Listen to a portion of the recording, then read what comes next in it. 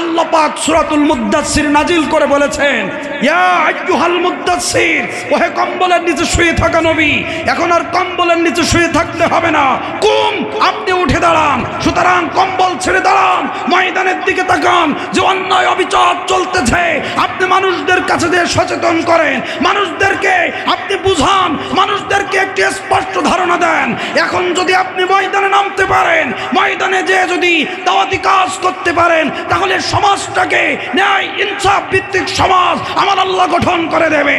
ও বাংলার মুসলমানেরা, তাকিয়ে দেখেন গোটা বাংলাদেশের দিকে এমন কোন অন্যায় অবিচার জুলুম অত্যাচার নির্যাতন নাই যা গোটা বাংলাদেশের উপরে চলতেছে না। এই মুহূর্তে আপনার আমার দায়িত্ব হলো ময়দানে নেবে স্পষ্ট মানুষদেরকে আল্লাহর কোরআনের ধারণা দিতে হবে, দিন কায়েমের ধারণা দিতে হবে, ন্যায় ইনসাফের ধারণা দিতে হবে।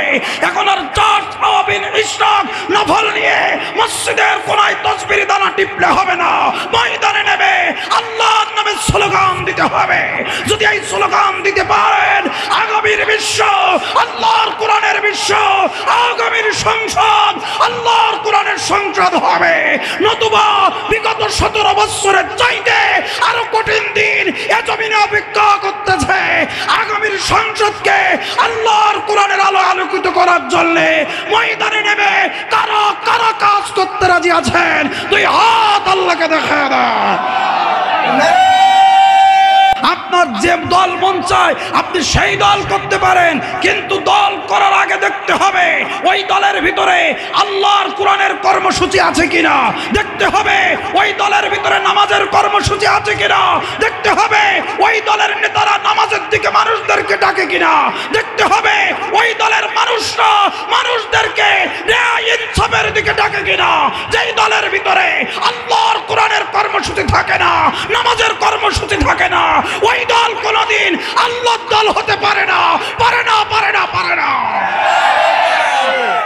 আমার আল্লাহ রাব্বুল আলামিন এই অন্ধকারে নিমজ্জিত জাতিকে আল্লাহ পাক হেদায়েতের আলো দিয়ে উজ্জ্বল করার জন্যে, হৃদয়টাকে কোরআনের নূর দিয়ে আল্লাহ পাক তাদের অন্তরে হেদায়েতের বাতি জ্বালিয়ে দেওয়ার জন্যে আল্লাহ রাব্বুল আলামিন বিশ্ব মানবতার মুক্তির দিশারে বিশ্ব নবী জনাবে মুহাম্মদুর রাসূলুল্লাহ সাল্লাল্লাহু আলাইহি ওয়াসাল্লামকে এ জমিনে প্রেরণ করে দিলেন। রাসূল আমার জ্ঞান বুদ্ধি হওয়ার থেকে 17 বছর পর্যন্ত আল্লাহ নবীজি ওই সমাজে এই অন্যায় অবিচার জুলুম অত্যাচারগুলো দেখতে দেখতে বড় হলেন। পর্যায়ক্রমে আল্লাহর নবীর বয়স হলো 17 বছর। জোরে বলেন কয় বছর? 17 বছর। আল্লাহ নবীজি এই 17 বছর বয়সে এই সমাজের অন্যায় অবিচার জুলুম অত্যাচার দেখে আল্লাহ নবীজি একটি যুবকদেরকে নিয়ে ওই সমাজের যুবকদেরকে ডেকে একত্রিত করে আল্লাহ নবী একটি দল গঠন করলেন, একটি সংগঠন তৈরি করলেন। আল্লাহর রাসূল একটি সমষ্টিগত দল তৈরি করলেন, যে দলের কাজ হবে এ সমাজ থেকে অন্যায় দূর করা, এ সমাজ থেকে জুলুম দূর করা, এ সমাজ থেকে সমস্ত প্রকার জিনা ব্যভিচার চুরি ডাকাতি ছিনতাই রাহাজানি লুটতারাজ যে সমস্ত অন্যায় রয়েছে এই অন্যায় কাজগুলো দূর করা এই সংগঠনের 1 নাম্বার কাজ। 2 নাম্বার কাজ হলো এই সমাজে যত ভালো ভালো কাজ রয়েছে, যত ভালো ভালো কাজের আঞ্জাম দেওয়া যায় এ ভালো কাজের আঞ্জাম দেওয়া, মানুষদেরকে ভালো পথের দিকে ডাকা, এটা হলো 2 নাম্বার কাজ। এই 2টা কর্মসূচি হাতে নিয়ে আল্লাহর নবীজি 17 বছর বয়সে হিলফুল ফুজুল নামে একটি সংগঠন আল্লাহর নবীজি দাঁড় করালেন। জোরে কোন সুবহানাল্লাহ। তাহলে বিশ্বনবী একটি দল করলেন, একটি সংগঠন করলেন সমাজ থেকে কি দূর করার জন্য? একটু জোরে বলেন, কি দূর করার জন্য? অন্যায় দূর করার জন্য। আমার কথা কি আপনাদের বুঝতে কষ্ট হচ্ছে না তো? ভাষা বুঝতে কষ্ট হচ্ছে না তো? তাহলে সমাজ থেকে অন্যায় দূর করার জন্য বিশ্বনবী যদি একটি দল করে, একটি সংগঠন করে, যদি একটি সমষ্টিগত দল আল্লাহ রসুল তৈরি করে, ও চক খুপিপাড়ার মুসলমান ভাইরা, গাবতলী এলাকার মুসলমান ভাইরা বুঝে থাকলে জবাব দেবেন। আপনারা কি চান যে আপনাদের এই এলাকায় কোনো চুরি বা কোনো চোর, কোনো সন্ত্রাসী, কোনো ডাকাত, কোনো ছিনতাইকারী, কোনো লুটতরাজকারী, কোনো জেনাকারী, কোনো ধর্ষণকারী, কোনো লুটতরাজ এই সমাজে থাক? এটা আপনারা কি চান? একটু জোরে বলেন, চান?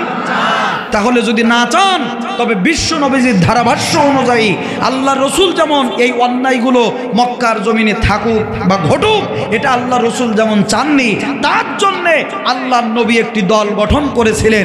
বুঝে থাকলে জবাব দেবেন। তাহলে অন্যায় দূর করার জন্যে আপনার আমার একটা দল করার দরকার আছে না নাই?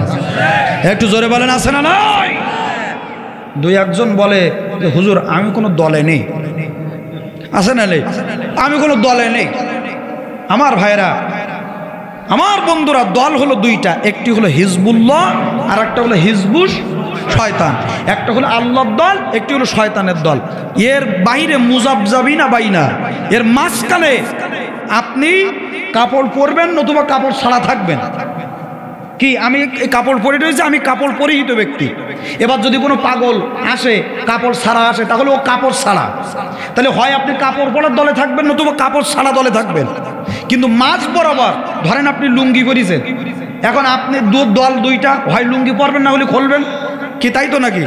কিন্তু লুঙ্গি আপনি মাঝ বরাবর রাখার কোনো সুযোগ আছে? জোরে বলেন, আছে? তাহলে আপনি কোন কায়দায় বলেন যে আমি কোনো দলে নেই? বোঝা গেল ও হলো টাটকা শয়তান। কথা বল না কেন? আমার ভাইরা, আমার বন্ধুরা, স্পষ্টভাবে কনসেপ্ট ধারণা নিয়ে যান।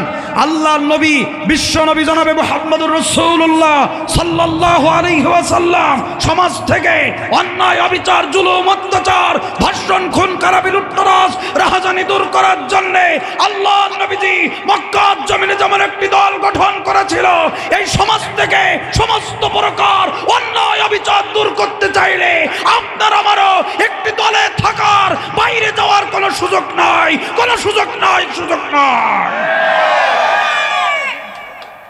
কতক্ষণ ঠিক কিনা আমার ভাইরা?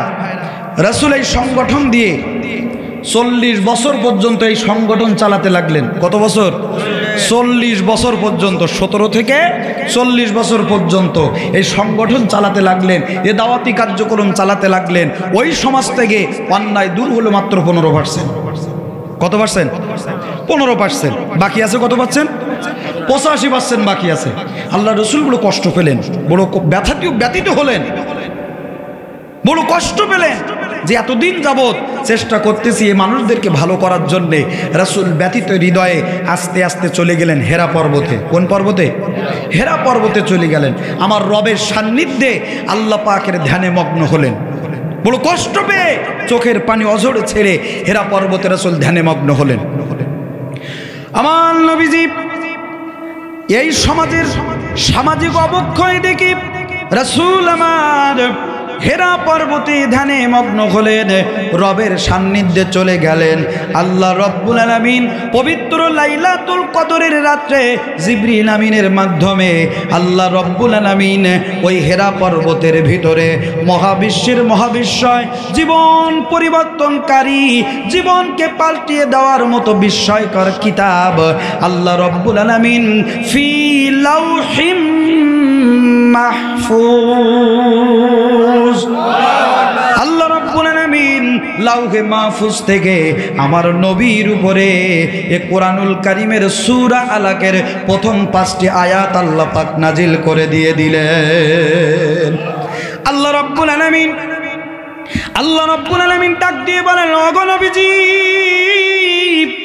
17 থেকে 40 বছর পর্যন্ত আপনি চেষ্টা করেছেন এই মানুষদেরকে পরিবর্তন করার জন্যে, সংঘবদ্ধভাবে প্রচেষ্টা করেছেন, দল দিয়ে, সংগঠন দিয়ে, সংঘবদ্ধভাবে, কিন্তু এই সমাজ থেকে মাত্র 15% অন্যায় দূর করতে সক্ষম হয়েছেন। এখনো 85% বাকি।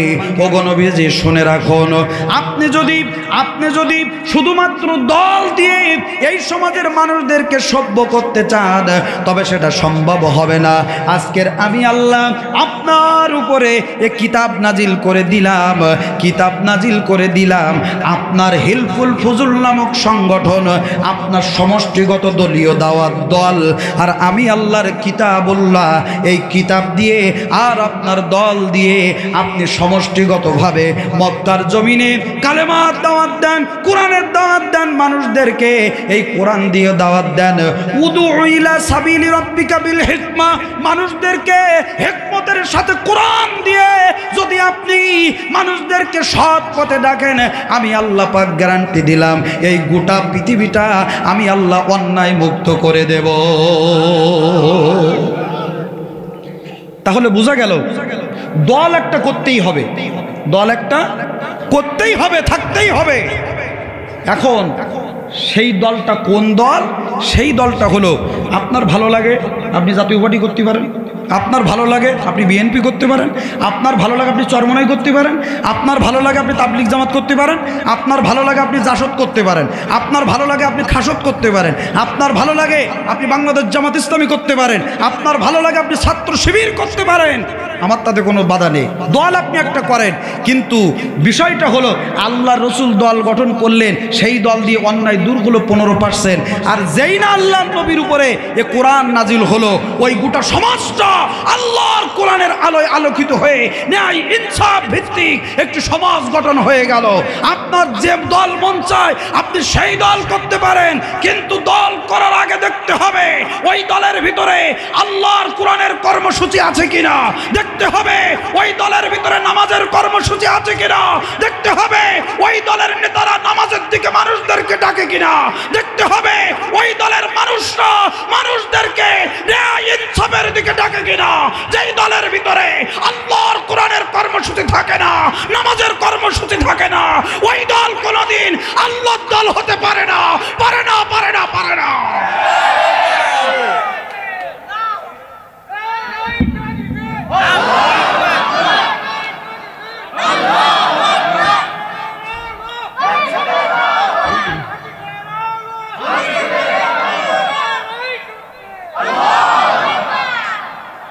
পঞ্চাশ বছরের বৃদ্ধ মানুষ নারাই তকবির দিতে পারলো, আর টকবুকে যুবক কটা সব বসে আছে, মানে ফেসবুকের অবক্ষয় যে কতটা ঘটিছে তার প্রমাণ বোঝা যাচ্ছে। কথা বলেন না কেন? যাদাতহুম ঈমানাও ওয়া আলা রাব্বিহিম ইয়াতাওয়াক্কালু। আল্লাহ পাক বলেন ঈমান বাড়ে আর কমে। ঈমান জ্বর মাপার জন্য যেমন থার্মোমিটার আছে, দুধ ভালো না খারাপ পরীক্ষা করার জন্য ব্যারোমিটার আছে, আমার ভাইরা ঈমান মাপারও একটা যন্ত্র আছে। যদি আপনার সম্মুখে আল্লাহর কোরআনের কথা বললে যদি আপনার ভিতরে শিহরণ তৈরি হয়, প্রকম্পন তৈরি হয়, বুঝতে হবে আপনার ঈমান বেড়ে যাচ্ছে। কি বেড়ে যাচ্ছে? ঈমান বেড়ে যাচ্ছে। আর যদি আল্লাহর কোরআন শুনলে মনে হয় তুমি হুজুরের কথা বাদ দাও, দিন হুজুর রাজনীতি করতে আছে না নাই, কি বলেন? হুজুর রাজনীতি করতেছে, তাহলে বুঝবেন আপনার ঈমান আস্তে আস্তে ডাউনের দিকে যাচ্ছে।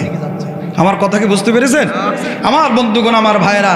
তাহলে আমি কি এটা কোনো রাজনৈতিক কথা বললাম নাকি? কোনো রাজনৈতিক কথা বললাম? আমার বন্ধুগণ, দেখতে হবে আপনি মুসলমান হিসেবে দল আপনাকে একটা করতেই হবে। তবে আপনি ওই দলের যোগদানের পূর্বে, ওই দলের কাজ করার পূর্বে, ওই দলে আপনি থাকেন, ওই দলে আপনি সমস্ত কর্মসূচি পালন করেন, কিন্তু ওই দলের ভিতরে আপনি কতদিন বাঁচবেন? 50 বছর 60 বছর এ জিন্দিগি ছেড়ে আপনাকে চলে যেতে হবে, অনন্তকালের পথে পাড়ি দিতে হবে। ওই কবরে যেয়ে কি কোনো দলের নেতা কর্মী যেয়ে আপনার পেছনে কাটি দেবে? আপনি বিপদে পড়লে আপনাকে কি রক্ষা করবে? আপনাকে রক্ষা করবে কেবলমাত্র আল্লাহর কোরআন। কথা ঠিক না বেঠিক? আসুন আমার ভাইয়েরা সামনের দিকে যাই। রাসূল আমার হেরা পর্বত থেকে নেমে আসলেন। খাদিজাতুল কুবরা রাদিয়াল্লাহু তাআলা আনহাকে ঘরের দরজায় একটি মাত্র টোকা দেওয়ার সাথে সাথে ঘরের দরজা খুলে দিলেন। জোরে কান সুবহানাল্লাহ। রাসূল ঘরে ঢুকলেন, খাদিজাতুল কুবরা দাঁড়িয়ে দেখেন আল্লাহ নবীজির সমস্ত কপাল, সমস্ত শরীরটা ঘেমে গেছে, সমস্ত শরীরটা থরথর করে কাঁপতেছে, গায়ে জ্বর উঠে গেছে, ঘামগুলো টপ টপ করে পড়তেছে। খাদিজাতুল কুবরা বুঝলেন আমার স্বামী মনে হয় ভয় পেয়েছে, গায়ে জ্বর উঠে গেছে। খাদিজা ডাক দিয়ে বলেন, প্রাণের স্বামী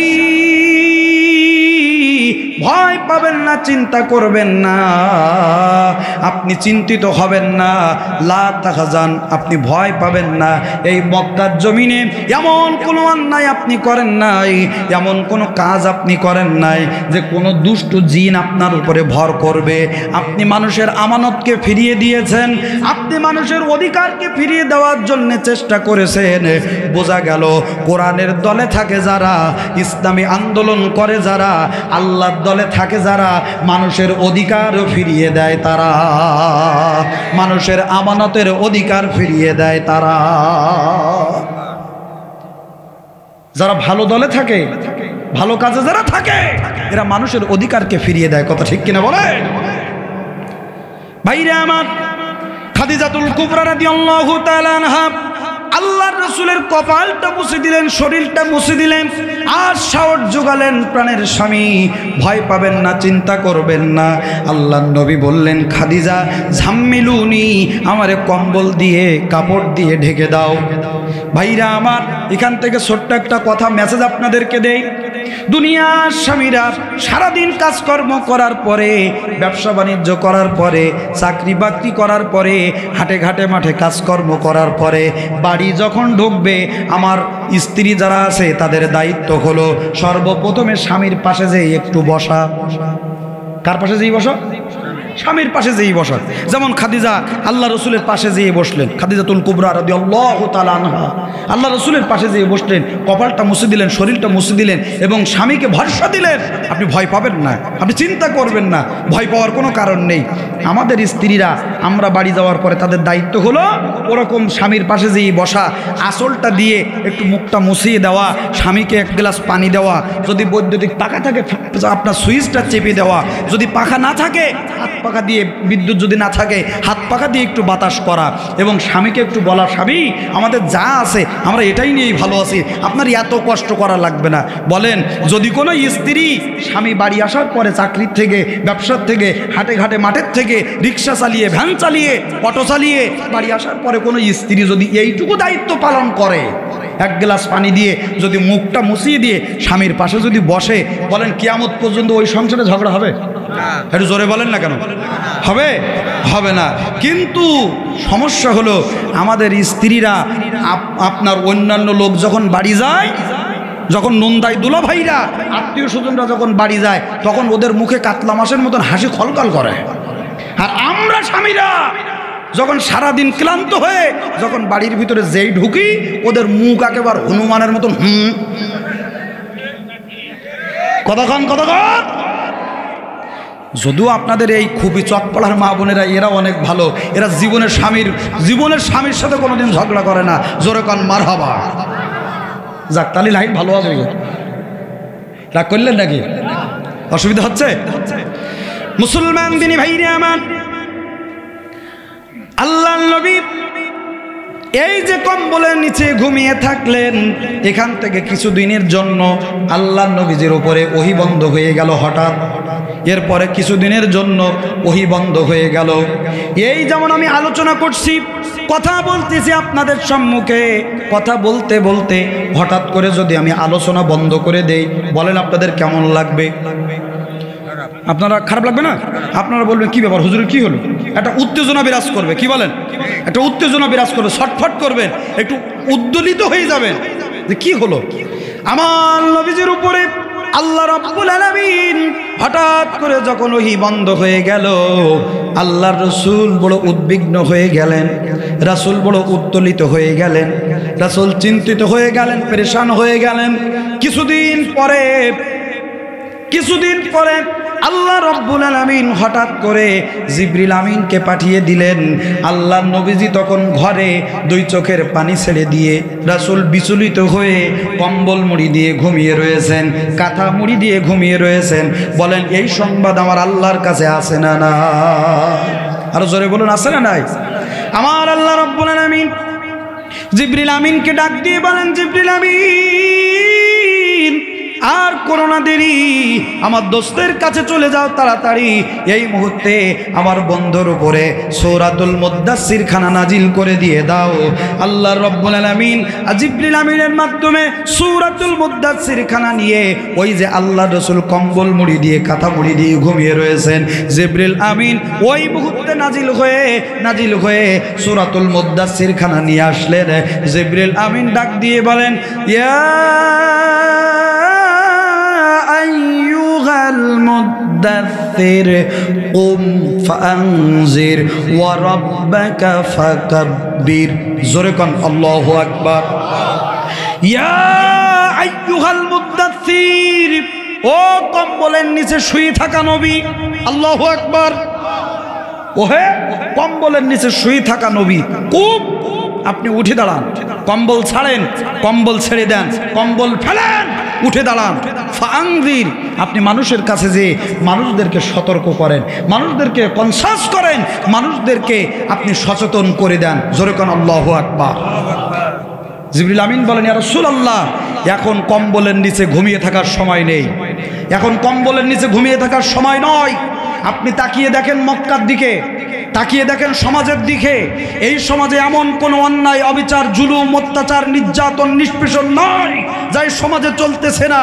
ইয়া রাসূলুল্লাহ, আল্লাহ পাক সূরাতুল মুদ্দাসসির নাজিল করে বলেছেন, ইয়া আইয়ুহাল মুদ্দাসসির, ওহে কম্বলের নিচে শুয়ে থাকা নবী, এখন আর কম্বলের নিচে শুয়ে থাকতে হবে না, কুম, আপনি উঠে দাঁড়ান। সুতরাং কম্বল ছেড়ে দাঁড়ান, ময়দানের দিকে তাকান, যে অন্যায় অবিচার চলতেছে আপনি মানুষদের কাছে দিয়ে সচেতন করেন, মানুষদেরকে আপনি বুঝান, মানুষদেরকে একটি স্পষ্ট ধারণা দেন।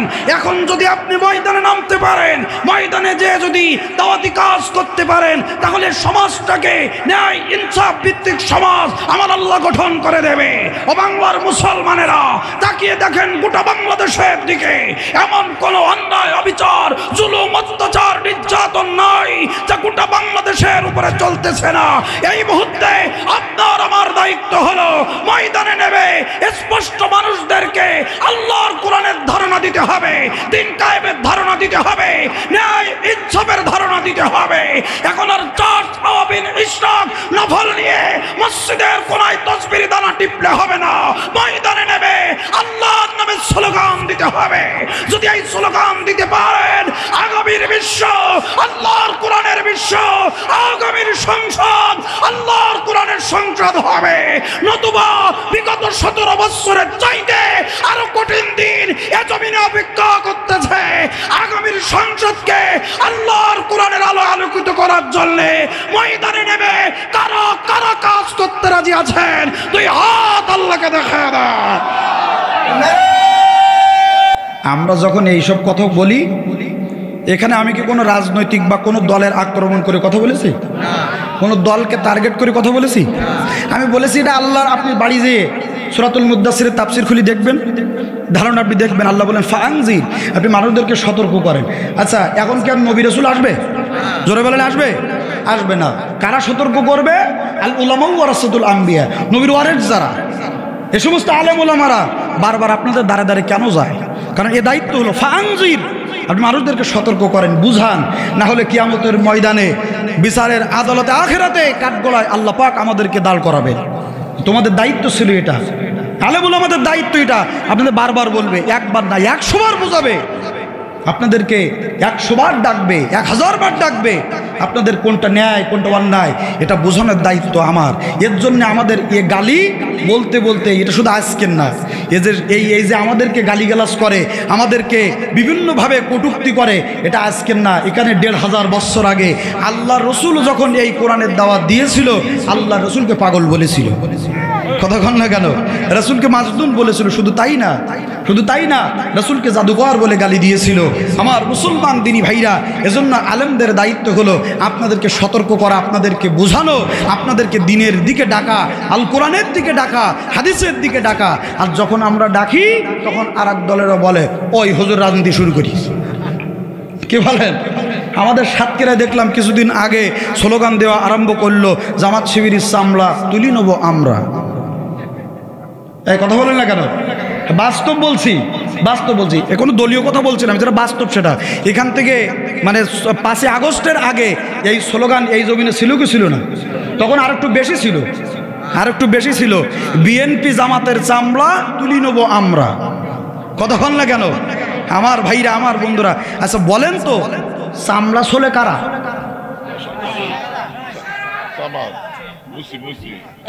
এইবার ঠিক আছে, চামড়া ছোলা কাদের কাজ? আরো জোরে কর।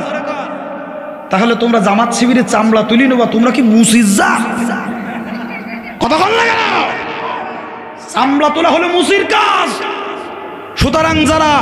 সুতরাং যারা আমাদের চামড়া উঠিয়ে নিতে চায়, এরা কোনো সভ্য জাত না, এরা হলো মুসির জাত। মুসির জাত কতক্ষণ ঠিক কিনা? আমার বন্ধুগণ রাগ করলেন নাকি? কষ্ট পেলেন নাকি? আসেন সামনের দিকে যাই। আল্লাহ রসুলের কাছে যখন সূরাতুল মুদ্দাসসির নাজিল হলো, রাসূলের উপরে নাজিল হয়ে গেল, আল্লাহ বললেন আপনি ময়দানে যান, ওয়ারাব্বাকা ফাকাব্বির, ময়দানে যে আল্লাহর নামে তাকবীর দেন, আল্লাহর নামে স্লোগান দেন। তার মানে হলো এখন ময়দানে নেমে দিনের দাওয়াত স্পষ্টভাবে মানুষদের কাছে তুলে ধরতে হবে, মানুষদের কাছে স্পষ্ট ধারণা দিতে হবে কোনটা সঠিক পথ আর কোনটা বাঁকা পথ। কতক্ষণ ঠিক কিনা? আরো জোরে বলেন ঠিক কিনা? আল্লাহ পাক যেন আমাদের বোঝার তৌফিক দেন, বলেন আমিন। ভাইরা আমার, আল্লাহ রসুলের উপরে এই সূরাতুল মুদ্দাসসির নাজিল হওয়ার প্রেক্ষাপটটা আপনাদের সম্মুখে ছোট্ট করে তুলে ধরলাম। আসুন এবার আমার ভাইরা আমাদের তেলাওয়াতকৃত আয়াতের ব্যাখ্যায় আমরা চলে যাই। আল্লাহ রাব্বুল আলামিন বলেন, ফি জান্নাতি ইয়াতাসাআলুন। আল্লাহ রাব্বুল আলামিন বলেন, জান্নাতে যারা অবস্থান করবে, জান্নাতে যারা থাকবে, কিয়ামতের মাঠে বিচার আচার সব সমাপ্ত হওয়ার পরে কেউ যাবে জান্নাতে, কেউ বা যাবে জাহান্নামে। কোথায়? একদল যাবে জান্নাতে, আরেক দল যাবে জাহান্নামে। কৃতকর্মের কারণে কেউ যাবে জান্নাতে, চিরস্থায়ী সুখের স্থান কেউ যাবে জান্নাতে, আর চিরস্থায়ী দুঃখের জায়গা কেউ বা যাবে জাহান্নামে। জাহান্নামের উত্তপ্ত আগুনে দাউ দাউ করে জ্বলতে থাকবে। আল্লাহ রব্বুল আলামিন জান্নাত আর জাহান্নামীদের মাঝখানে মৃত্যুটাকে একটি বক্কির আকৃতি দিয়ে, একটি ছাগলের আকৃতি দিয়ে, একটি প্রাণীর আকৃতি দিয়ে আল্লাহ রব্বুল আলামিন ওই জান্নাতি আর জাহান্নামীদের মাঝখানে হাজির করে দিবেন। জান্নাতি আর জাহান্নামীদের মাঝখানে আল্লাহ রাব্বুল আলামিন হাজির করে দিবেন। হাজির করার পরে ওই দিন জান্নাতীদেরকে আর জাহান্নামীদেরকে একত্রিত দুই দল এক জায়গায় থাকবে। জান্নাতে এক দল আর জাহান্নামে এক দল, দুই দল থাকবে। তারা স্পষ্টভাবে দেখতে পাবে। আল্লাহ আহ্বান করে বলবে, ওই বকরিটাকে জবাই করে, মৃত্যু নামক বকরিটাকে জবাই করে আল্লাহ রাব্বুল আলামিন ডাক দিয়ে বলবেন, সুম্মা লা ইয়ামুতু ফিহা ওয়ালা ইয়াহইয়া। আল্লাহ রাব্বুল আলামিন সূরা আলা 13 নম্বর আয়াতে আল্লাহ পাক ডাক দিয়ে বলেন, ও জান্নাতীরা, ও জাহান্নামীরা, এই যে মৃত্যুটাকে আজকে জবাই করে দিলাম, আজকের মৃত্যু হয়ে গেল, মৃত্যু হয়ে গেল। যারা জান্নাতে আসুক আর যারা জাহান্নামে আছো, আজকের এখানে চিরস্থায়ীভাবে অবস্থান করতে থাকো। কেউ এখান থেকে বেরও হবে না, কেউ কারো জায়গা রদবদল করতে পারবে না। ও বন্ধুরা, ওই দিন যারা জাহান্নামে যাবে, মৃত্যুটাকে আল্লাহ পাক যখন জবাই করে দিয়ে ঘোষণা দেবে, যার যার জায়গায় চিরস্থায়ীভাবে অবস্থান করবে। একটু কলিজার কানটা লাগিয়ে, দিলটা লাগিয়ে, পদ্মার অন্তরালের মা বোনেরা যারা রয়েছেন, দিলের কানটা লাগিয়ে শুনবেন। ওগো মা, ওগো বোন আমার, ওই দিন যদি আল্লাহ পাক নসিব দোষে যদি আপনি আমি জান্নাতে না যেয়ে জাহান্নামে যাই, আপনার আমার ঠিকানাটা যদি জাহান্নামে হয়, আর আল্লাহ যদি ঘোষণা দেয় আজকের আর কেউ মরবে না, এখান থেকেই সব শেষ, যে যেখানে আছে চিরস্থায়ীভাবে থাকবে, সেদিন আমাদের অবস্থাটা কি হবে? বন্ধুগণ আমার, তিনি ভাইয়েরা, জান্নাতীরা দেখে উল্লাসে ফেটে পড়বে, জাহান্নামীরা মৃত্যুকে জবাই করে দেখে সেদিন উত্তেজিত হয়ে যাবে, দুঃখে ব্যথায় সেদিন তারা কাঁদতে থাকবে। আল্লাহ রাব্বুল আলামিন বলেন ওই জান্নাতীরা এমন একটা ব্যবস্থা প্রাচীর আল্লাহ পাক করে দিবেন, আর জাহান্নামের মাঝখানে এমন একটা প্রাচীর আল্লাহ পাক করে দিবেন। এই যে কাপড় দিয়ে প্যান্ডেল করেছেন, এই কাপড় দিয়ে প্যান্ডেল না করে যদি এই প্যান্ডেলের কাপড়টা, শামিয়ানার কাপড়টা যদি একটি গ্লাস দিয়ে করা হতো, তবে এখানে বসে ওই সাইডে কি আছে আপনারা দেখতে পেতেন কি পেতেন না? দেখতে পেতাম কিনা? অবশ্যই দেখতে পেতাম, কিন্তু কাপড় হওয়ার কারণে আমরা দেখতে পাচ্ছি না। জাহান্নামী যারা যাবে, জান্নাতি যারা হবে, ওই দিন জান্নাতীরা জান্নাত থেকে জাহান্নামের ভিতরে যারা যাবে তারা কি কষ্টে কি আযাবে থাকবে, এটা জান্নাত থেকে জান্নাতীদের দেখার ব্যবস্থা যিনি করবেন তিনি কে? আরো জোরে বলুন তিনি কে? আর জাহান্নামী যারা হবে ওই জাহান্নাম থেকে জান্নাতীর নাজ নিয়ামত সুখ শান্তি দেখার ব্যবস্থা যিনি করবেন তিনি কে? জাহান্নামের ভেতর থেকে জাহান্নামীরা দেখবে ওই জান্নাতে যারা আছে, জান্নাতি যারা আজকের হয়ে গেছে, এই সমস্ত মানুষগুলা কত আনন্দে কত সুখে শান্তিতে বসবাস করতেছে। এক একজন জান্নাতির খেদমতের জন্য আল্লাহ পাক 70 জন হুরের বাজেট করে রেখেছেন। আর একটু জোরে বলেন সুবহানাল্লাহ। আপনারা চান না মনে হয় নাকি? এক এক জান্নাতের জন্য কয়টা খাদেম? 70টা খাদেমের ব্যবস্থা আল্লাহ পাক করেছেন। সুবহানাল্লাহ বলেন। একজন স্ত্রী থাকলে তাই কত, কি বলেন? একজন স্ত্রী থাকলে তাই কত? এরপরও আরো 3টি বৈধতা আছে, যদি আপনার প্রয়োজন পড়ে আরো 3টি নিয়ে আসতে পারেন। এখন 4টা স্ত্রী যদি কারোর থাকে, ও দুনিয়ায় আর কোনো খেদমতের অভাব হবে? হবে হবে না। মানে যে করিছে সে জানে কি খেদমতে আছে। কথা বল না কেন আমার ভাইরা? কিন্তু জান্নাতের ভিতরে কি এই ব্যবস্থা থাকবে নাকি? কেউ কাউকে দেখে হিংসা করবে না। 70 জন হুরের ব্যবস্থা আল্লাহ পাক তাদের জন্য করবেন।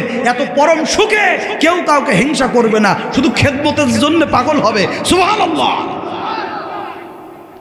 জাহান্নামীরা এটা দেখে মানে আফসোসে কষ্টে ফেটে পড়বে।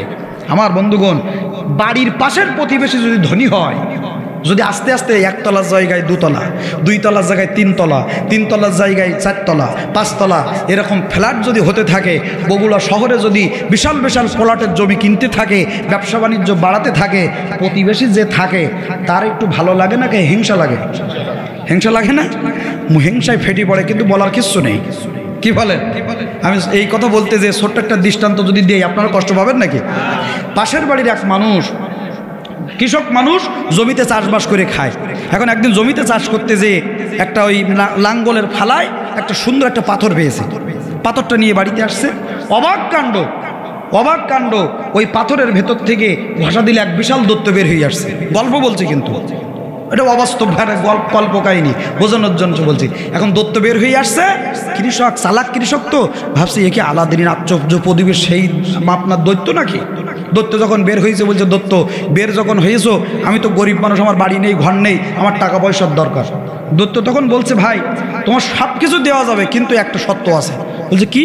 বলছে তুমি যদি এই মুহূর্তে 1 তলা বাড়ি যাও, তোমার 1 তলা বাড়ি হবে, কিন্তু তোমার প্রতিবেশীর কিন্তু হবে 2 তলা। কথা বোঝেননি মনে হয়?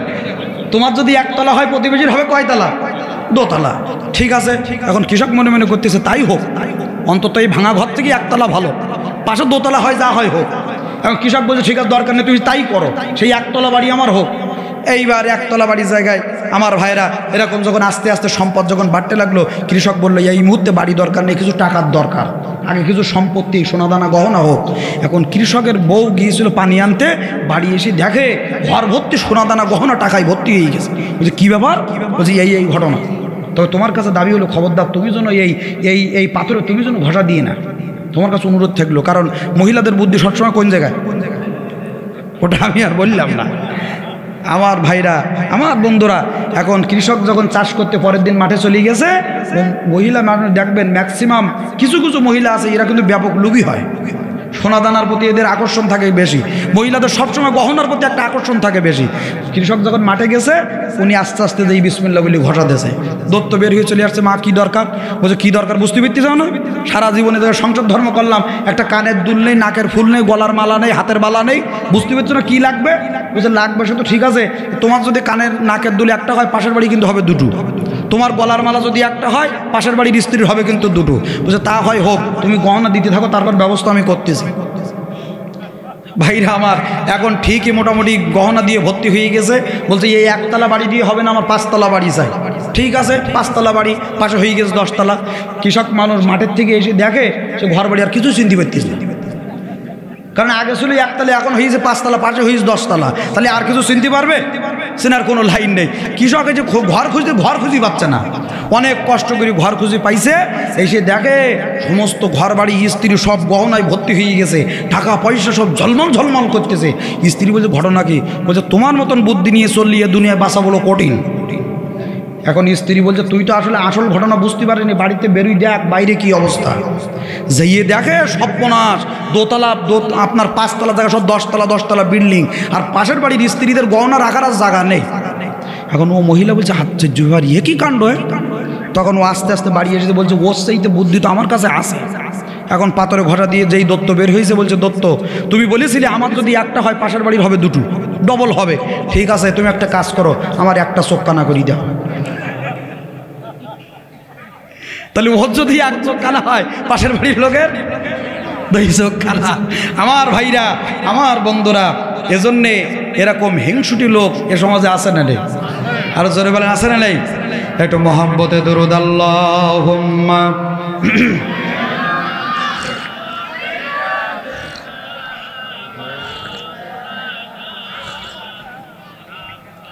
وعلى آل سيدنا مولانا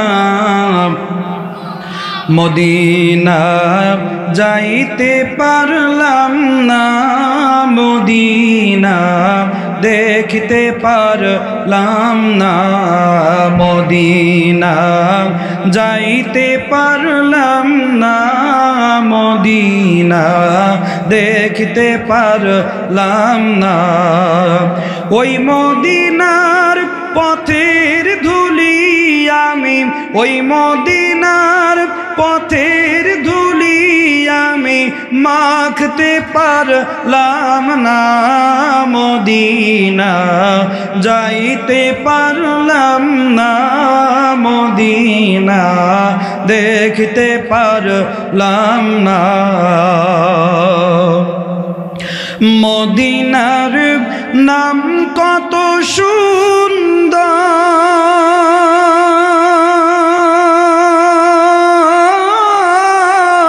মদিনা কেড়েছে অন্তর,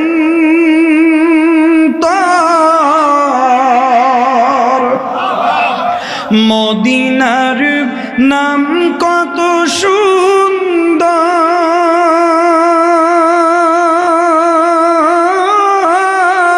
মদিনা কেড়েছে অন্তর।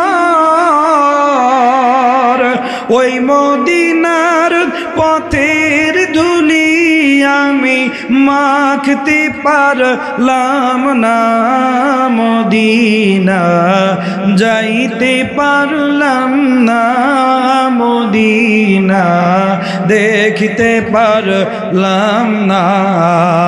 চিৎকার দিয়ে বলুন আল্লাহুম্মা আমিন। আমার দিনী ভাইরা আসেন সামনের দিকে যায়। জাহান্নামের থেকে জাহান্নাম থেকে ওই আনন্দ সুখের ব্যবস্থা সেদিন জাহান্নামীরা দেখতে পাবে, আর তারা কষ্টে আফসোসে সেদিন ফেটে পড়বে। আর জান্নাতীবাসীরা কত সুখ শান্তির ব্যবস্থা আল্লাহ রব্বুল আলামিন ওই দিন জান্নাতের ভিতরে করবে। এখন যদি আপনাদের ইলিশ মাছ খাওয়ার স্বাদ জাগে, খেতে পারবেন? পারবেন? কিন্তু জান্নাতের ভেতরে শুধু মন চাইবে আল্লাহ, বাংলাদেশের সবচাইতে সুস্বাদু ইলিশ মাছ হলো পদ্মা নদীর ইলিশ, রূপালী ইলিশ। মন চাইলে যেমন এখন খেতে পারবেন না, কিন্তু জান্নাতের ভিতরে শুধু মুখ দিয়ে বলা লাগবে না, অন্তরের ভিতরে যদি শুধু স্বাদ জাগে পদ্মা নদীর ইলিশ খাবো, সঙ্গে সঙ্গে বিশাল বড় পদ্মা নদীর রূপালী ইলিশ আপনার সঙ্গে ভুনা হয়ে চলে এসে যাবে। এখন সেই ইলিশ তো বাংলাদেশের মতন 1-1.5 কেজি ওজন হবে নাকি? না না না না, সেই ইলিশের বর্ণনা দেওয়ার মতো ভাষা আমার কাছে নাই ভাইরা আমার। শুধু তাই না, পৃথিবীতে সব চাইতে সুস্বাদু গোস্ত হলো পাখির গোস্ত। জোরে কোন সুবহানাল্লাহ। সব চাইতে টেস্টফুল গোস্ত হলো পাখির গোস্ত।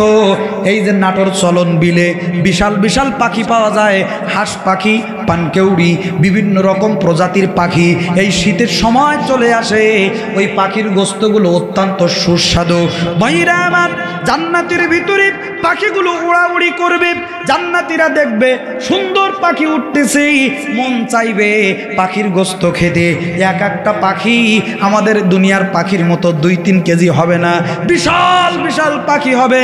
জান্নাতীদের মন চাইবে খাওয়ার জন্যে, শুধু মুখ দিয়ে বলা লাগবে না, অন্তরে স্বাদ জাগবে, সাথে সাথে ভুনা হয়ে সামনে চলে আসবে।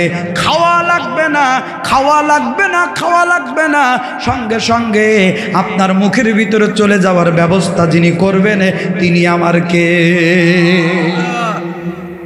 এখন বলতে পারেন হুজুর এত খাওয়া খাবে, তাহলে পায়খানা করবে কোন জায়গায়? কি বলেন? ও টেনশন করা লাগবে না, ও চিন্তা করা লাগবে না, কারণ জান্নাতের ভিতরে নাপাক হওয়ার কোনো ব্যবস্থা নেই। এত খাওয়া খাইবেন, ব্যবস্থা যিনি করবেন তিনি আমার আল্লাহ। এত খাওয়া খাওয়ার পরে পেটটা যখন ভর্তি হয়ে যাবে, শুধু একটা ঢেকুর তুলে দিবেন, যত খাওয়া খাবেন না কেন হজম হয়ে যাবে। ভাইরা আমার, এবার আসেন আশ্চর্য তথ্য আপনাদেরকে দেই। এই যে চাটা আমি পান করলাম, এটার একটা স্বাদ আছে। যদি চিনি দেওয়া হয় তবে মিষ্টি লাগবে, যদি চিনি না দেওয়া হয় তবে তেতো লাগবে। কি বলেন? কিন্তু এই চায়ের স্বাদ কি দুধ চায়ের মতো হবে? হবে? দুধ চায়ের একটা স্বাদ, রং চায়ের একটা স্বাদ, চিনি দিলে একটা স্বাদ, চিনি না দিলে একটা স্বাদ। আমার ভাইয়েরা, এই চা যদি আপনি কিয়ামত পর্যন্ত খান, তবে এর স্বাদ কিন্তু অন্য কোনো পরিবর্তন হবে না। হবে? কিন্তু জান্নাতের ভিতরে প্রত্যেকটা খাবার আপনি যতবার খাইবেন ততবার তার স্বাদটা পরিবর্তন হয়ে যাবে। আল্লাহু আকবার। আল্লাহ যেন ওই জান্নাতের একটু কোনায় আপনার আমার জন্য একটু জায়গা করে দেন। সুবহানাল্লাহ। জোরে বলেন আমিন। ভাইরা আমার, এই হলো জান্নাতের সংক্ষিপ্ত বর্ণনা, আপনাদের ছোট করে দিলাম কারণ সময় আমার অল্প, সামনের দিকে যাওয়া যাবে না আমার ভাইরা। অন্যত্র জাহান্নামী যারা হবে তাদের জন্যে আল্লাহ পাক কি ব্যবস্থা করে রাখবেন। এক একজনের এখানে জান্নাতে যেমন এক একজনের এক এক রকম মর্যাদা হবে। ভাইরা আমার, 8টা জান্নাতের 8টাই স্তর রয়েছে। ওই জান্নাতের ভিতরেই আপনি যদি সূরা ফাতিহা আপনার মুখস্থ থাকে, 7টা আয়াত তেলাওয়াত করবেন, জান্নাতের ভিতরে 7 তলা বাড়ি হবে।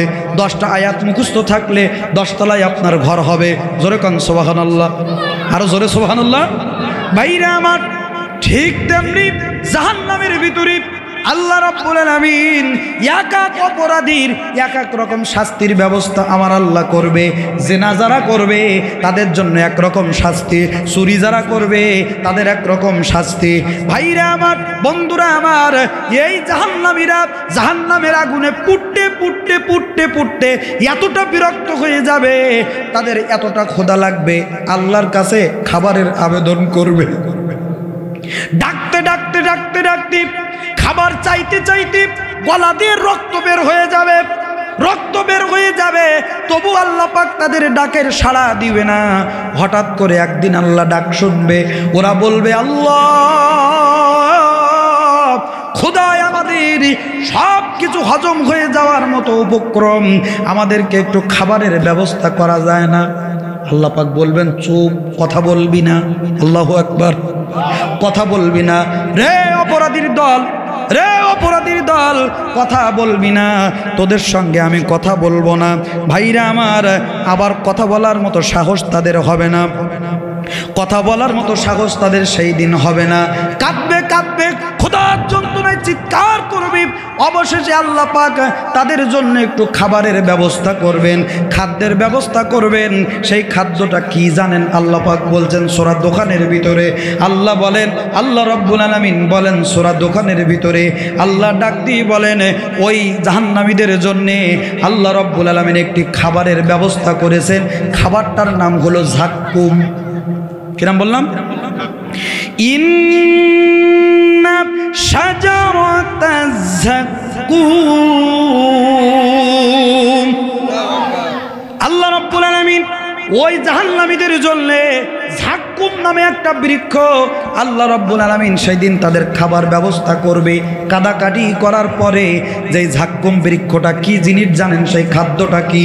সেই খাদ্যটা হলো পাতা থেকে শুরু করে সমস্ত গাছ পর্যন্ত, কাণ্ড শাখা প্রশাখা পর্যন্ত কাঁটাযুক্ত।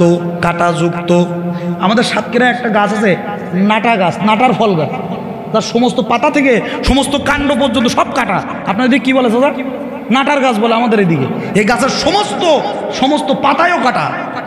এই কাঁটাযুক্ত বৃক্ষ আল্লাহ রাব্বুল আলামিন তাদের খাবার ব্যবস্থা করবেন। এই খাবার যখন তাদের সামনে যাবে, এতটা ক্ষুধা তাদের লাগবে, ও গাছে যে কাটা এটা তাদের মনে থাকবে না। পাওয়ার সাথে সাথে তারা খেয়ে ফেলবে, খেয়ে চাবিয়ে তারা খেয়ে ফেলবে। যখন গিলতে যাবে, ওই কাঁটাযুক্ত বৃক্ষ তাদের গলার মধ্যে বেঁধে যাবে। ভাইরা আবার গলার মধ্যে যখন বেঁধে যাবে, নিচেও নামবে না, উপরে উঠবে না, ফেলেও দিতে পারবে না, আবার ওটা গিলে ফেলবে, সেটাও হবে না। কাঁটাযুক্ত বৃক্ষ গলায় বেঁধে যাবে। মাছের কাঁটা যাদের গলায় বেঁধেছে, এই অভিজ্ঞতাটা তাদের রয়েছে।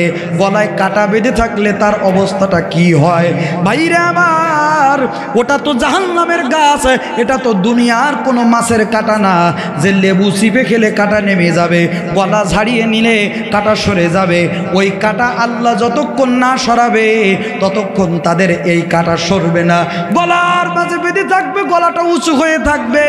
আল্লাহকে বলবে, আল্লাহ খাবার চাইলাম, খাবার দিলে, কিন্তু এ কি খাবার দিলে? কি খাবার দিলে আমাদের গলার নালী, খাদ্য নালী আমাদের চিরে যায়? কি আযাব শুরু হয়ে গেল। আল্লাহর কাছে দরখাস্ত করবেন, আল্লাহ আমাদের এই খাদ্যের দরকার নেই, এ কাঁটাটা সরানোর ব্যবস্থা করে দাও। আল্লাহ রাব্বুল আলামিন জাহান্নামের রক্ষীদেরকে বলবে, ওদের জন্য আমি আল্লাহ একটি পানীয়র ব্যবস্থা করে রেখেছি। সেটা দুনিয়ার কোনো সুস্বাদু মাম পানি না, ফ্রেশ ওয়াটার না, আকিস কোম্পানির পানি না, মাম গ্রুপের কোনো পানি না। সেই দিন আল্লাহ পাক জাহান্নামীদের এই যাক্কুম বৃক্ষ নামক খাদ্য গলার নিচে নামানোর জন্য আল্লাহ রাব্বুল আলামিন তাদের জন্য জাহান্নামের পুজ, রক্ত, পচা, দুর্গন্ধযুক্ত পানির ব্যবস্থা আল্লাহ পাক করে রাখবে। ফেরেশতারা ওই পানি, এই পচা দুর্গন্ধযুক্ত পানি তাদের কাছে এনে যখন দিবে, এত পিপাসা আর যন্ত্রণা তাদের গলায় থাকবে, ও মুসলমান ভাইরা, আনার সঙ্গে সঙ্গে তারা গিলে ফেলবে। আর ওই পচা দুর্গন্ধ যখন তাদের পেটে যাবে, সাথে সাথে তাদের নাড়ি ভুড়ি, তাদের পেটের রক্ত, আপনার পাকস্থলী, কিডনি, লাংস, হার্ট যা কিছু আছে পেছনের রাস্তা দিয়ে বের হয়ে যাবে। জোরে বলুন নাউজুবিল্লাহ। এমন কঠিন আযাবের ভিতরে আপনারা কি জ্বলতে চান? আপনারা কি জ্বলতে চান? জাহান্নামের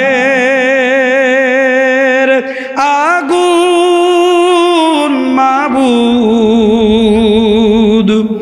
সইতে পারবো না, দুনিয়াতে নৌকা দায়া আখেরি কান্দায় না। জাহান্নামের আগুন মাবুদ সইতে পারবো না, দুনিয়াতে নৌকা দায়া আখেরি কান্দায় না। জোরে কোন আমিন। ওই অবস্থার ভিতরে আল্লাহ বলেন সুম্মা লা ইয়ামুতু ফিহা ওয়ালা ইয়াহইয়া, এই আযাবের ভিতরে থাকবে, ওদের মৃত্যু হবে না আবার বাঁচবেও না। ওরা দলগ্রস্ত করবে, আল্লাহ আমাদের মেরে ফেলো, বাঁচবেও না আবার মরবেও না। কি আযাব সেদিন হবে, কি কষ্ট সেদিন হবে। আজকে দুনিয়ার জমিনে যেই সমস্ত মানুষের পিছনে ঘুরে আজকের জীবনটা বরবাদ করতেছেন আমার ভাইরা, আল্লাহ বলেন ওই দিন জান্নাতীরা ওদেরকে প্রশ্ন করবে মা সালাকাকুম ফি সাকর। ওই জান্নাতীরা বলবে হে আনিল মুজরিমিন, এই অপরাধীকে দেখার পরে হে অপরাধীরা আনিল মুজরিমিন, কোন কারণে জাহান্নামে আসলে, এই আযাবের ভিতরে কোন কারণে আসলে। প্রশ্ন করবে কারা? একটু জোরে বলেন কারা? আপনারা কষ্ট পাচ্ছেন মনে হয়, বিরক্ত হয়ে গেছেন নাকি? ওই জান্নাতীরা জাহান্নামীদের বলে এই অপরাধীরা আনিল মুজরিমিন, কেন জাহান্নামে আসলে। সেদিন জাহান্নামীরা বলবে, সেদিন জান্নাতীরা বলবে মা সালাকাকুম ফি সাকর, এই সাকর নামক জাহান্নামে কেন আসলে, কোন অপরাধে আসলে। আমার বন্ধুগণ, আমার ভাইরা, সেই দিন জাহান্নামীরা জবাব দেবে, উত্তর দেবে আজকের আমরা এই জাহান্নামে এসেছি তার পেছনে কারণ হলো 4টা। জোরে বলেন কয়টা? আরো জোরে কয়টা? জোরসে মারেন, আরো জোরে। 4টা। আমার বন্ধুরা, আমার ভাইরা, আজকের যেই নেতার জন্যে, যেই নেত্রীর জন্যে, যেই নেতার জন্যে জীবন জৈবন সব নষ্ট করলেন, কিয়ামতের মাঠে ওই জাহান্নামে এই নেতা নেত্রী, এই আন্দোলন, এই দল, এই পার্টি আপনার কেউ সহযোগিতা করবে? আরো জোরে বলেন করবে? করবে না। বাবারে, এখন তো নেতাদের কি ভাব।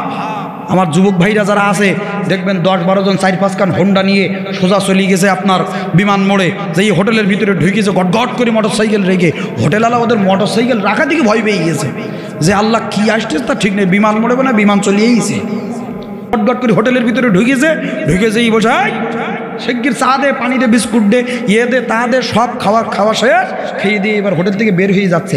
ম্যানেজার বলছে ভাই টাকা দিলেন না তো। বলতে এই তুই চিনিস নো কিটা দেখতে পাচ্ছিস? বড় ভাই দেখতে পাচ্ছিস নি? বড় ভাই নাম্বার রাখ, আমাদের বড় ভাই আছে না নেই? আরো জোরে কান আছে না নেই? বলে আমাদের প্রিয় অভিভাবক, আমাদের বড় ভাই। আমার ভাইরা, নেতার পিছনে ঘুরে এমন বড় ভাই, সেদিন যে ভূমিকম্প হয়ে গেল, ভূমিকম্পটা যদি আর একটু জোরে হইতো, ওই রকম বড় ভাইয়ের খোঁজা লেগতো জাবদা ঘেরার গায়ে, না হলে টাওয়ারের মাথায়। কথা কল না কেন? আমার ভাইরা বলি, বড় ভাই তোমার মতন বড় ভাই এই জমিনে অভাব ছিল না। চিন্তা করে দেখো কত বড় ভাই ছিল, যে সমস্ত বড় ভাইরা অহংকার করে জমিনে চলেছে। একজনের নাম আমি বলি মাইকেল জ্যাকসন, নাম শুনেছেন আপনারা? এই মাইকেল জ্যাকসন বলেছিল আমি 150 বছর বাঁচবো। কয় বছর? 150 বছর বাঁচবো। মানুষ যদি ভালো খায়, ভালো ডাক্তার দেখায়, ঔষধ পানি ঠিকঠাক মতন খায়, তবে সে মানুষ বেঁচে থাকবে, মরবে না। আমি 150 বছর বেঁচে থেকে এর রেকর্ড আমি দেখিয়ে দেবো। আল্লাহ বলেন এ মাইকেল জ্যাকসন, এখনো আমি আল্লাহ দেখিস নি কিন্তু অ্যাকশন। তুই বললি 150 বছর বাঁচবি, আমি আল্লাহ তোর 50-এর কাটা ওভার করার সুযোগ দেব। আরো জোরে বলেন দেব। আমার ভাইরা, মানুষের সঙ্গে হাতে হাত দেওয়ার সময় হ্যান্ড গ্লোভস লাগিয়ে তারপর হাতে হাত দিত, যদি তার জীবনও তার গায়ে আসে। যে বেডের ভিতরে শুইত ওই বেডে অক্সিজেন ফিট করা, যে বাথরুমে উনি পায়খানা করতে যেতেন বাথরুমে অক্সিজেন ফিট করা, যে খাবার খেত ওই খাবার আরেকজনকে টেস্ট করে, ল্যাবে টেস্ট করে তারপরে সেই খাবার খেত। এত ব্যবস্থাটা ছিল। পার্সোনাল যে গাড়ি ছিল, গাড়িতে অক্সিজেন ফিট করা, ডাক্তার সঙ্গে সঙ্গে থাকতো। এত কিছু করার পরেও আল্লাহ বলছেন মাইকেল জ্যাকসন তুই 150 বছরের টার্গেট দিলি, আমি আল্লাহ তোর 50-এ খতম করে দেব। বলছি ও দুনিয়ার নেতারা, বলছি ও দুনিয়ার নেতারা, তোমরা যারা আজকের দুনিয়ার ক্ষমতা পেয়ে, দুনিয়ার পাওয়ার পেয়ে, একটি দলীয় পদ পেয়ে মানুষকে মানুষ মনে করো না, মানুষকে মানুষ হিসেবে গণ্য করো না। একজন সাধারণ মানুষকে সামান্য কয়টা টাকার লাগিয়া যাকে তোমরা হত্যা করেছ, মানুষকে নৃশংসভাবে রাস্তার উপরে ফেলে যারা হত্যার মতো নিন্দনীয় দৃষ্টান্ত স্থাপন করেছ, এই দুনিয়া শেষ নয়, বিচার একদিন আদালতে আখেরাতে হবে। যারা মানুষদের উপরে নির্যাতন করে, জুলুম করে, এদের বিচার স্বয়ং আল্লাহ আদালতে আখিরাতে করবে। ওই আদালত থেকে মুক্তি পাওয়ার মতো রাস্তা সেদিন থাকবে না, থাকবে না, থাকবে না। একজন বলেছিল না 41, কত? আল্লাহ বলছে 41, তো 24-এ গণের রোল দিয়ে যাবে, তুই নিজেও টের পাবিনি।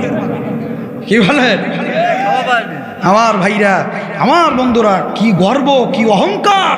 কত বড় বড় কথা। আমি এসব কথাগুলো বলতে চাই না, তারপরেও মুখে চলে আসলো, তাই বলতে রাগ করতেছেন না তো?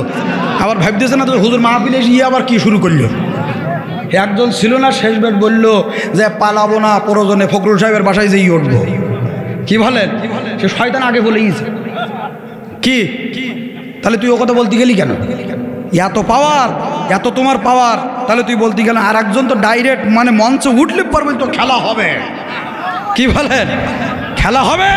আসলে আমরা তো খেলার জন্য প্রস্তুত, আমরা তো রেডি আছি। কত খেলতে পারো, খেলা তো এইবার হবে। আরে তোরা তো খেলেছিস পুলিশ সাথে করে নিয়ে, তোরা খেলেছিস ডিজিএফআই সাথে নিয়ে, তোরা খেলেছিস সেনাবাহিনীর সাথে করে নিয়ে, তোরা খেলেছিস সমস্ত পুলিশ প্রশাসন নেতা কর্মী, হন্ডালিক, কুত্তালিক, যুবলীগ, হাগুলিক, মুতুলিক, ঝাড়ুলিক, কথা বল না কেন? সব একসাথে নিয়ে খেলেছিস।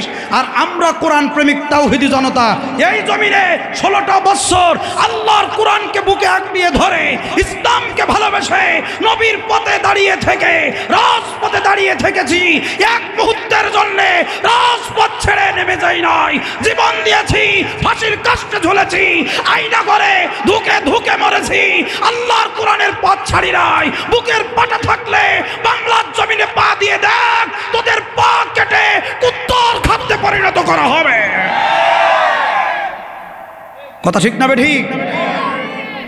আমার ভাইরা, গোটা দেশটা অগ্নিগর্ভে পরিণত করে এখন দিল্লি মামুর বাড়ি যেয়ে স্বামীর কোলে উঠি, তাই বলতে টুকুর ঢুকি পড়ব।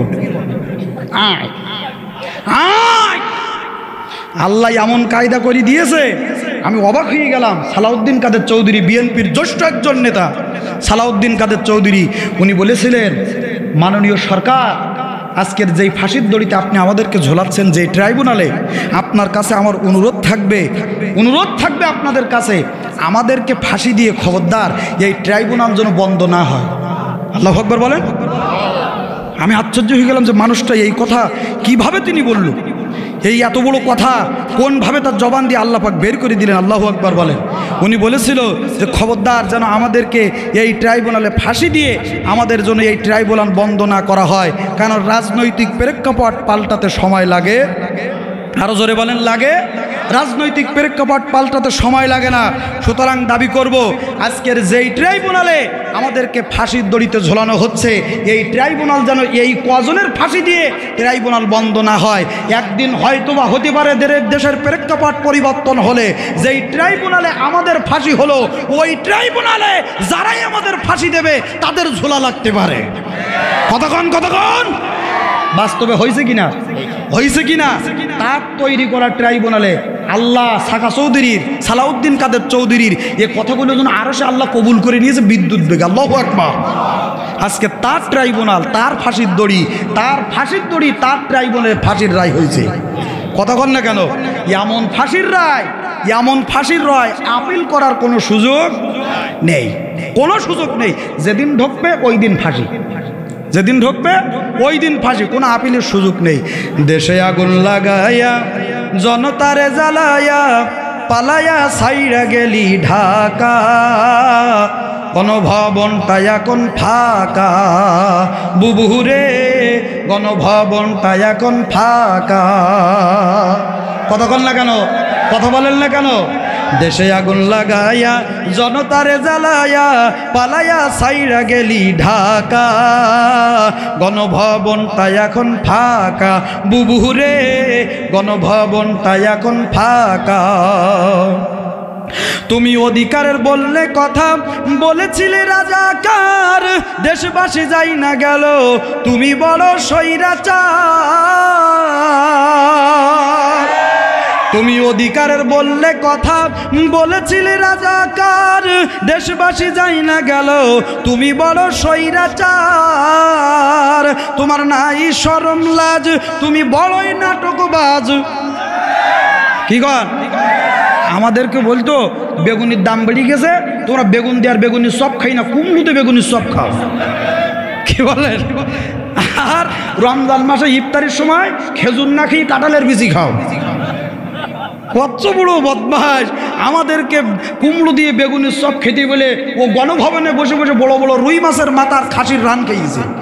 কি বলেন? আবার দুই এক ওদের নেতাকর্মী সাফাই গাইতো যে আমাদের নেতাকর্মী এত বড় আল্লাহর ওলি হযরত শেখ হাসিনা। ওমা আমি কি মিথ্যা কথা বলতেছি নাকি? ওরা যা বলি গেছে আমি শুধু ডেলিভারি দিচ্ছি। কি বলেন? আমাদের এই আল্লাহর ওলি, মহিলা ওলি, ইনি সকালবেলা ফজরের নামাজ আর আল্লাহর কোরআন না পড়ে বাড়ির থেকে বের হয় না। আমি বললাম খুব ভালো কথা, খুব ভালো কথা। যেদিন গণভবন জনগণ দখল করে নিল, ওই দিন দেখলাম কেউ ঘাড়ে করি রাজহাঁস, কেউ ঘাড়ে করি সোফা, কেউ ঘাড়ে করি ফ্যান, কেউ টেলিভিশন, যে যার মতো বের করে নিয়ে গেল। আমি শুধু টেলিভিশনের তাকায় দিকে দেখতেছি যে কখন কোরআন শরীফ কেউ নিয়ে বের হয় আর জায়নামাজ নিয়ে কেটা বের হয়। ওমা এত কিছু দেখলাম, ওই জায়নামাজ আর কোরআন শরীফ তো আমি দেখতে পেলাম না যে কেউ জায়নামাজ আর কোরআন শরীফ নিয়ে বের হয়েছে। বোঝা গেল ওর মতো নাটকবাজ এই জমিনে দ্বিতীয় আর কেউ ছিল? আরো জোরে বলেন ছিল? দেশবাসী যাই না গেল, তুমি বড় স্বৈরাচার, তোমার নাই শরম লাজ, তুমি বড়ই নাটকবাজ, তোমার নাই শরম লাজ, তুমি বড়ই নাটকবাজ। কাউয়া ডাকে না আর কাকা, গণভবনটা এখন ফাঁকা, বুবুরে গণভবনটা এখন ফাঁকা। খেলা হবে, খেলা হবে, শামীম তো আর বলে না, সংসদে মমতাজের বুকুটা তো আর ফাটে না। আমাদের জনগণের পকেটের টাকা খরচ করে সংসদ ভবন চলে। 1 সেকেন্ড যদি সংসদ চলে 33 টাকা কত পয়সা খরচ হয় 1 সেকেন্ড সংসদ চললে। আর সেই টাকা খরচ করে আমাদের সংসদ চলে আমাদের ট্যাক্সের টাকায়, আর ও জায়গায় যাই উনি বুকটা ফাটাই ফেলতেছে। কি বলেন? হ্যাঁ, খেলা হবে, খেলা হবে, শামীম তো আর বলে না, সংসদে মমতাজের বুকুটা তো ফাটে না। পলকেরও ঝলক তো আর নাই, বাবুর টাকলা মুরাদও নাই। কতক্ষণ লাগা?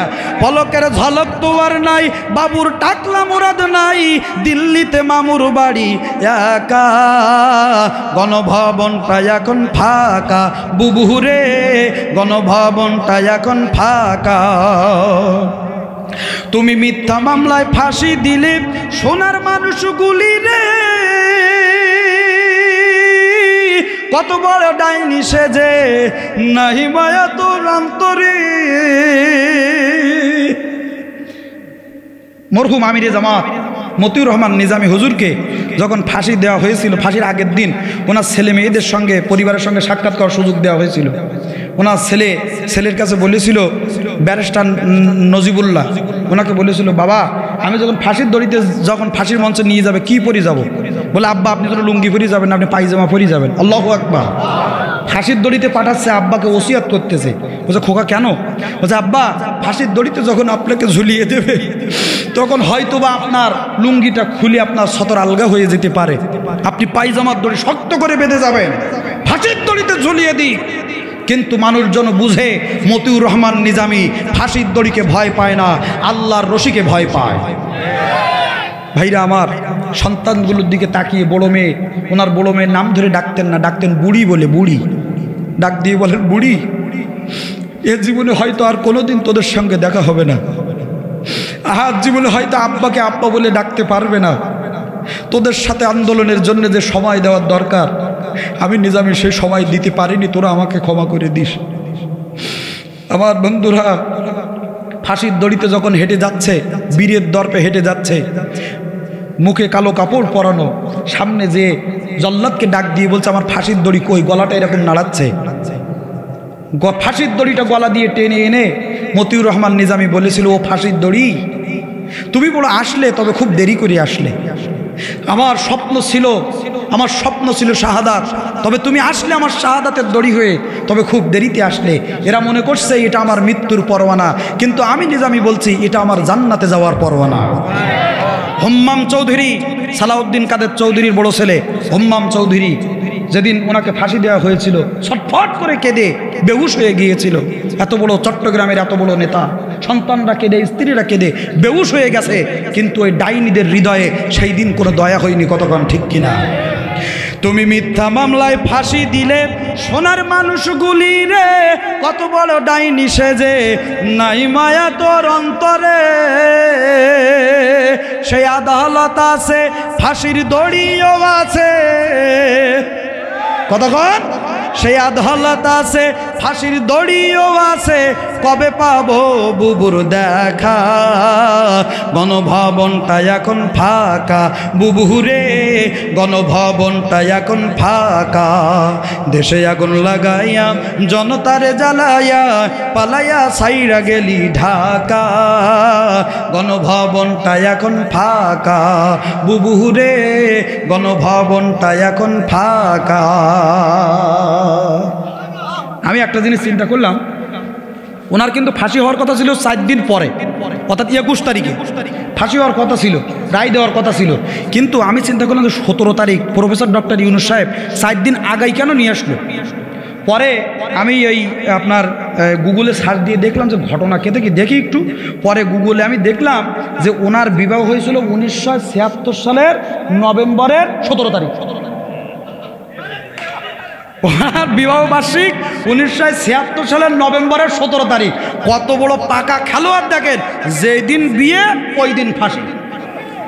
কতক্ষণ ফাঁসি হয়েছে 17 তারিখে, নভেম্বরের 17 তারিখ। আমার ভাইরা, আমার বন্ধুরা, যেই দিন বিয়ে ওই দিন ফাঁসি। এখন আমি যখন এই আলোচনা করছি যে ওনার আর বাঁচার কোনো লাইন নেই, বাংলাদেশে ঢুকবে সেই দিন ফাঁসি, পাবনার এক উকিল সাহেব আমার পাশে বসা বলছে, হুজুর ও কথা বললি হবে না, আইন তো আর আমার চেয়ে বেশি জানেন না। আমি বললাম অ্যাডভোকেট মানুষ। আমি বললাম ভাই কি বলেন আপনি? বলছে বাঁচার উপায় আছে। আমি বললাম সে কি? আইন তো বলছে বাঁচার কোনো সুযোগ নেই, ফাঁসি তো ফাঁসি, এমনকি আপিল করারও সুযোগ নেই, বাঁচার পথ আছে। বলছে হুজুর আমি বলছি, আইন আমার কাছে, তো আমি আপনার ল বলছি। আমি বললাম কীরকম? বলছে হুজুর কোনো মহিলার যদি ফাঁসি হয়ে যায়, কোনো মহিলার যদি ফাঁসি হয়ে যায়, ফাঁসির আগে তার মেডিকেল টেস্ট করা হয়। এই মেডিকেল টেস্টে যদি ধরা পড়ে যে এই মহিলা গর্ভবতী, তবে ওই মহিলার ফাঁসি হবে না।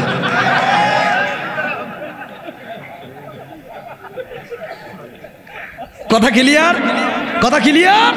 বাঁচার এখন একটাই উপায় আছে, যদি ওই পথ থেকে কোনোভাবে যদি গর্ভবতী হয়ে ফিরিয়ে আসতে পারে। কথা বোঝা গেছে? আমার ভাইরা বলছে হুজুর তা না, এখনো বাঁচার উপায় আছে। আমি বললাম কিরকম? আমি বললাম বাঁচার উপায় নেই, এখনো তো ফাঁসি হওয়ার উপায় আছে। বলছে কিরকম? আমি বললাম যদি সন্তান প্রসব করে তারপরে ফাঁসি দেবে। বলছে হুজুর তা না, শুধু তা না, ও সন্তান প্রসব করে 2.5 বছর পরে যখন সন্তানের দুধ পান করা শেষ হয়ে যাবে, এরপরে ওর ফাঁসি হবে। কথা বোঝা গেছে? সুতরাং বাঁচার কোনো উপায়, আরো জোরে বলেন উপায়, বাঁচার কোনো উপায় নাই। আজকের আমার ভাইদেরকে যারা ফাঁসির দড়িতে ঝুলিয়েছে, ইসলামী আন্দোলনের নেতা কর্মীদেরকে যারা বিনা অপরাধে জুডিশিয়ালি কিলিং করে ফাঁসির দড়িতে যারা ঝুলিয়েছে, 50 বছরের মুফাসসির আল্লামা সাইদিকে, জেলা আমির আপনার আমিরে জামাত মতিউর রহমান নিজামীকে, আলী হাসান মোহাম্মদ মুজাহিদকে, সালাউদ্দিন কাদের চৌধুরীকে আজকে যারা ফাঁসির দড়িতে ঝুলিয়েছে, দিল্লি পালিয়ে রক্ষা হবে না। বাংলাদেশে ইন্টারপোলের মাধ্যমে বাইতুল মুকাররমের সামনে ওপেন ফাঁসির দড়ির কাষ্ঠ তৈরি করে তোরে ফাঁসির দড়িতে ঝুলানো হবে। মোদির বাপের ক্ষমতা হবে না এই ফাঁসির দড়ি থেকে তোকে রক্ষা করার কথা বলেন ঠিক কিনা? আমার ভাইরা রাগ করলেন নাকি? কষ্ট পেলেন নাকি? আমি শুধু বাস্তবতাটা আপনাদের সামনে তুলে ধরলাম। আমরা এই সমস্ত নেতাদের পিছনে ঘুরে নিজের জীবন নষ্ট করতে চাই? আরো জোরে বলেন চাই? উনি তো ঠিক সেফ এক্সিট নিয়েছেন, কিন্তু এখন আপনাদের উপায় কি হবে? আপনাদের উপায় কি হবে? উনি তো ওনার মতন যারা নেতাকর্মী যারা ছিল তারা তো পালিয়েছে, এখন মাঠের নেতাকর্মীদের উপায় কি হবে? ঠিক কিনা বলেন? একদিক থেকে ঝাঁটা, ওদিক থেকে লাতি, কথা বলার কোনো উপায় নেই। ঠিক কিনা বলেন? বন্ধুগণ আমার, তিনি ভাইয়েরা মনোযোগ দেন। ওই দিন জাহান্নামীরা বলবে, মা সালাকাকুম ফি সাকর, এ জাহান্নামে কেন আসলে? ওই দিন জান্নাতীরা প্রশ্ন করার পরে জাহান্নামীরা বলবে, আমরা জাহান্নামে আসলাম 4টা কারণে। 1 নাম্বার কারণ, 1 নাম্বার অপরাধ, 1 নাম্বার দোষ, যে দোষটা এ দুনিয়ায় আমাদেরকে ছিল, সেটা হলো কি? লাম নাকু মিনাল মুসাল্লিন।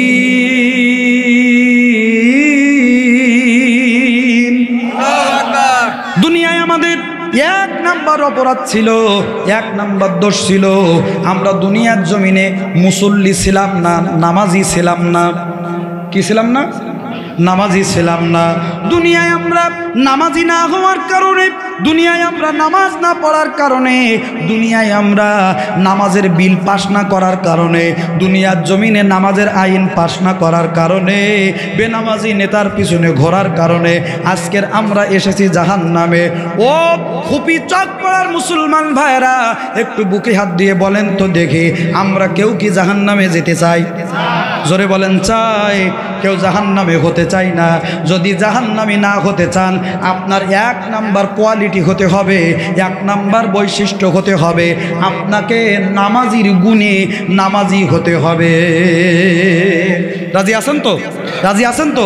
কারা কারা নামাজ পড়বেন একটু 2 হাত দেখান। লিল্লাহে তাকবীর, লিল্লাহে তাকবীর।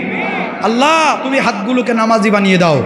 আল্লাহ 5 ওয়াক্ত নামাজ যেন পড়তে পারে আল্লাহ তুমি কবুল করে নাও। জোরে কোন আমিন। আর জোরে বলেন আমিন। হাত নামান। আর কোনো ওয়াজ লাগবে? যদি এই মানুষগুলো নামাজি হয়ে যায় আর ওয়াজের দরকার আছে?